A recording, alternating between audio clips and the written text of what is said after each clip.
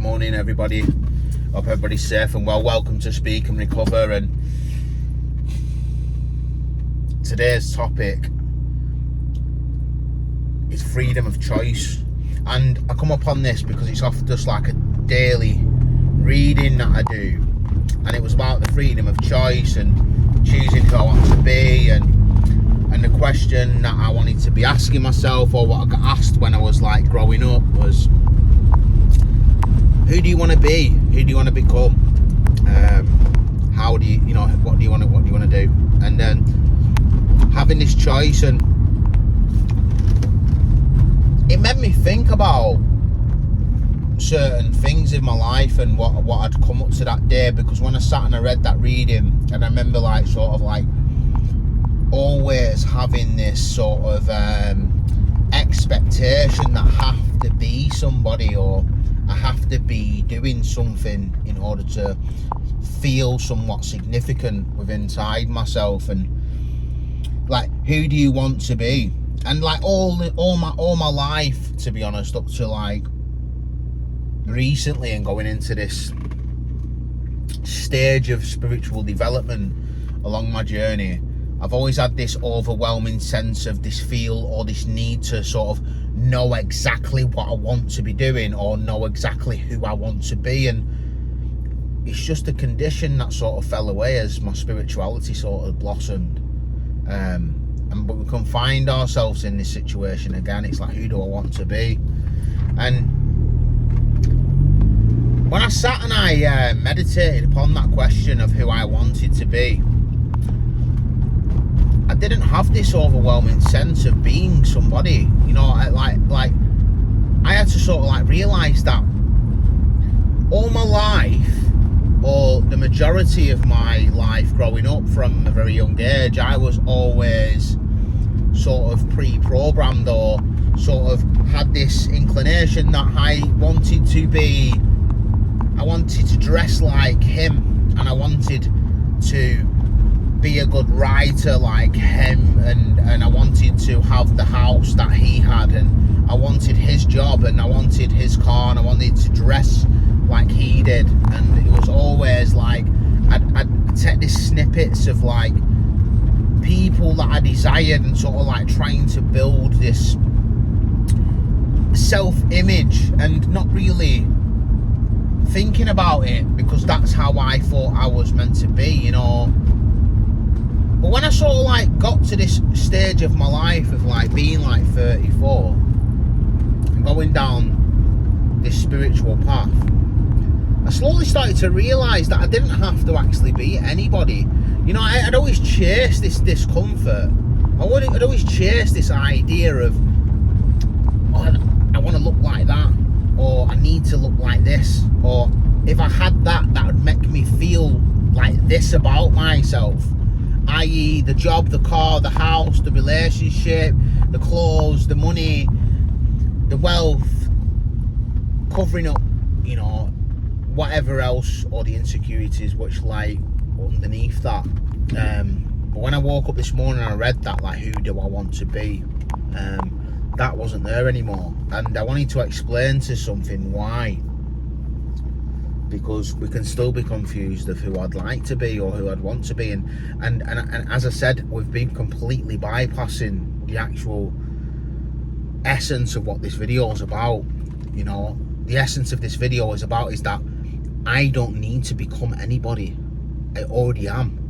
I don't need to be or do anything. I already am.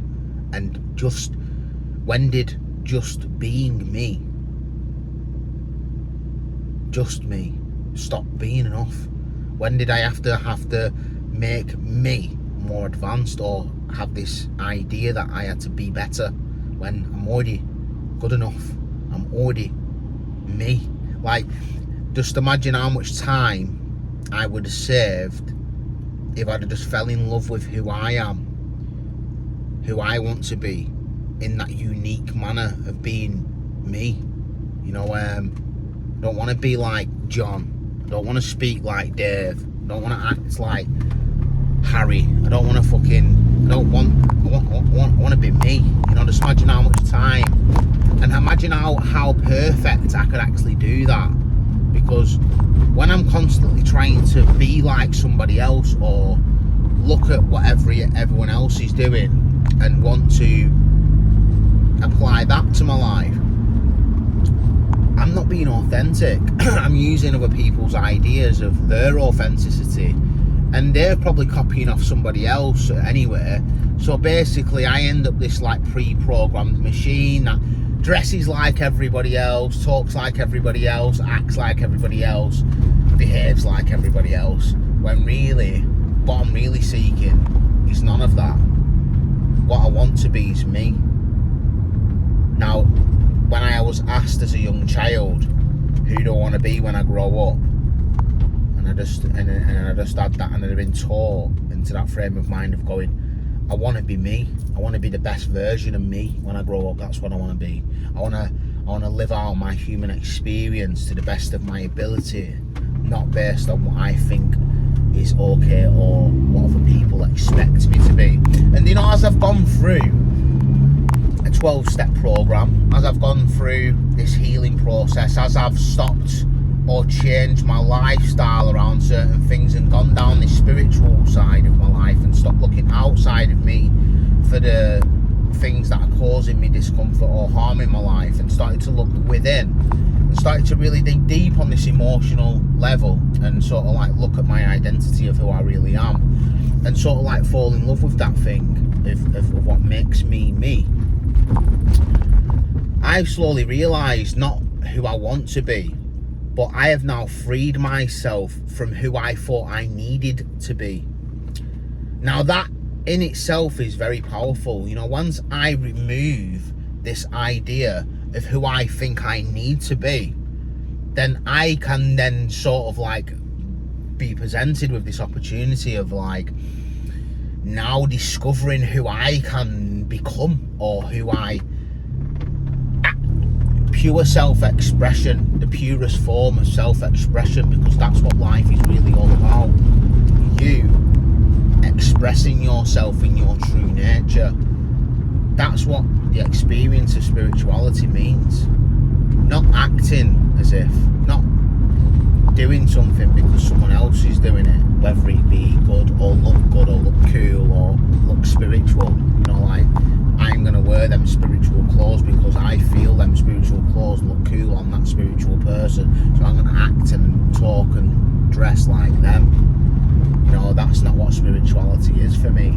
Spirituality is my purest form of self-expression, regardless of what other people think of me, of their opinions. And this is what I've learned, like, who do I want to be? Because this is like